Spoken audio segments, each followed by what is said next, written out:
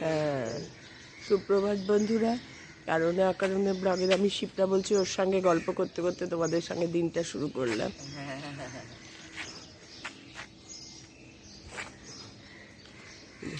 আমাদের বৌদিও এসে গেছে। বৌদিকে কোনোদিনই দেখানো হয় না। মর্নিং ওয়াকের আমার আরেক সঙ্গী, একদম আমার নেইবার, কিন্তু দেখা হয় মর্নিং ওয়াকে, এমনিতে দেখা হয় না। দুজনের সঙ্গে কথাবার্তাও হয় না। হ্যাঁ, তোমাকে দেখা যাবে, চৈতিকে বলে দেখতে। বৌদির সঙ্গে কথা বলতে বলতে মর্নিং ওয়াক হয়ে গেল, আর বাড়ির পথে রওনা। কালকে ব্রতটির প্রোগ্রামটা এত ভালো লেগেছে না গো, তোমাদের কি বলবো। এইসব প্রোগ্রাম দেখলে পরে নিজেকে আর কি মনে হয়।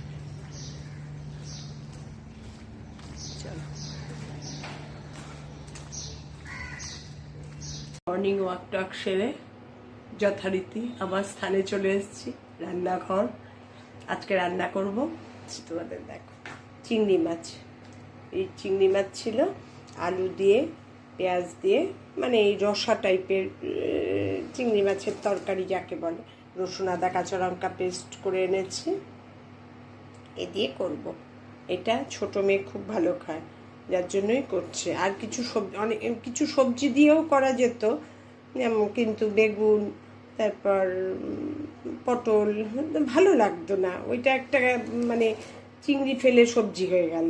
কিন্তু এটা যেমন চিংড়ি মাছের পুরো রসা। তা করছি কীভাবে তোমাদের দেখাচ্ছি। কড়াইয়ে তেল দিয়ে দিয়েছি, এবার চিংড়ি মাছগুলো হালকা একটু ভেজে নেব।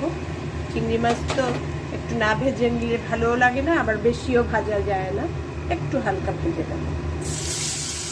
যে কোনো রান্নাতে একটু চিংড়ি ফেলে দিলেই দেখবে এত সুন্দর একটা গন্ধ হয়, তাতেই খাওয়া হয়ে যায়।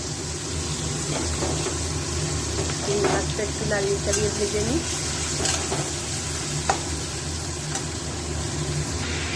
চিংড়ি মাছটা ভেজে তুলে নিয়েছি, আর কোনো কিছু ফোড়ন দেবো না, শুধু একটু গরম মশলা দেবো, দুটো এলাচ আর দারচিনি ফোড়নে গরম মশলা দুটো দিয়ে দিলাম। আর করবো হচ্ছে আলু দিয়ে, তো তাই আলুগুলো দিয়ে দেবো আগে। আলুগুলো আগে একটু ভেজে নেবো।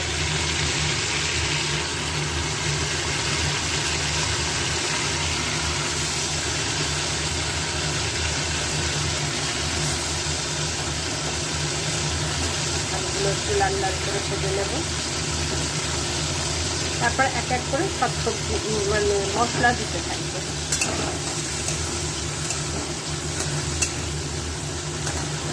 আলুগুলো ভেজে নেবো যখন, একটু নুন দিয়ে দেবো আলুতে, তাহলে আলুটা সফট খুব হয়ে যাবে। দিয়ে ঢাকা দিয়ে ভেজে নেবো।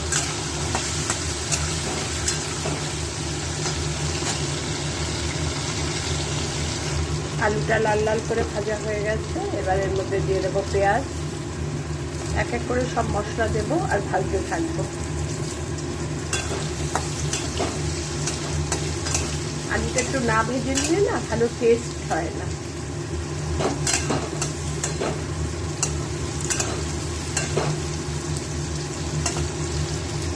পেঁয়াজটা একটু ভাজা ভাজা হয়ে গেছে, এবার দিয়ে দেবো রসুন আদা কাঁচা লঙ্কা পেস্ট।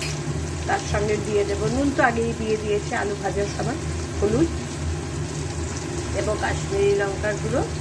আর দিয়ে দেবো একটা টমেটো কেটে রেখেছি, 4 টুকরো টমেটো।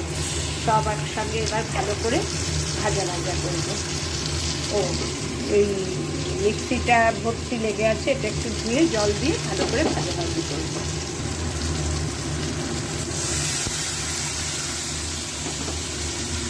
এবার ভালো করে ভাজাভাজি করবো, ঢেকে দেবো।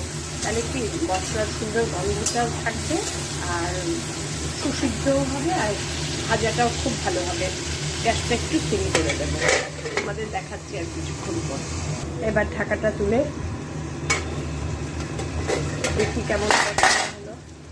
বাহ, খুব সুন্দর দেখো। মিক্সি ধোয়া জল দিয়ে রসুন আদা কাঁচা লঙ্কা পেস্ট দিয়ে টমেটো দিয়ে দিয়েছিলাম। এবার আলুগুলো দেখতে একটু সিদ্ধ হলো না, আলুগুলো সিদ্ধ হয়ে গেলেই মোটামুটি সিদ্ধ হয়ে গেছে। এবার একটু খুলেই কষাবো, কষিয়ে ঝোল দিয়ে দেবো। এত টেস্টি হয় না খেতে।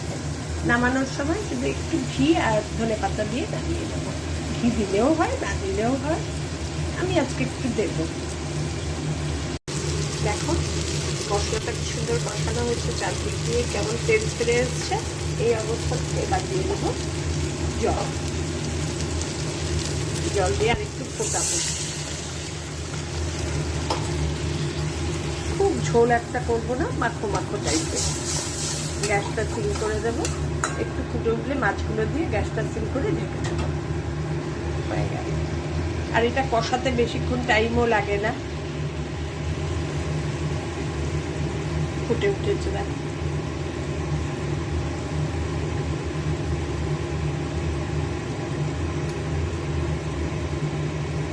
এরকম ফুটে উঠলে চিংড়ি মাছটা দিয়ে খুব একবার যে টম্পক গিয়ে ফোটারও দরকার, সেটারও অত দরকার নেই। চিংড়ি মাছটা ভালো করে ঝোলের মধ্যে চুবিয়ে দিয়ে এবার ঢেকে গ্যাস সিম করে দেবো। ব্যাস, এবার হোক আরেকটু, তারপরে তোমাদের দেখাচ্ছি কি কন্ডিশন। এই গ্যাসটা সিম করে দিলাম, এবার হোক কিছুক্ষণ। আমার চিংড়ি মাছ আলু দিয়ে তরকারি রেডি। এবার একটু ঘি দিয়ে দিলাম। খুব সুন্দর, খুব রিচও কিন্তু হয় না, কিন্তু খেতে খুব টেস্টি হয়। বিশেষ কিছুই দেয়নি, অল্পই দিয়েছি, আর কোনোটাই কড়া করে ভাজিনি, ঢেকে ঢেকেই করেছি। আর ওপরে ধনেপাতা।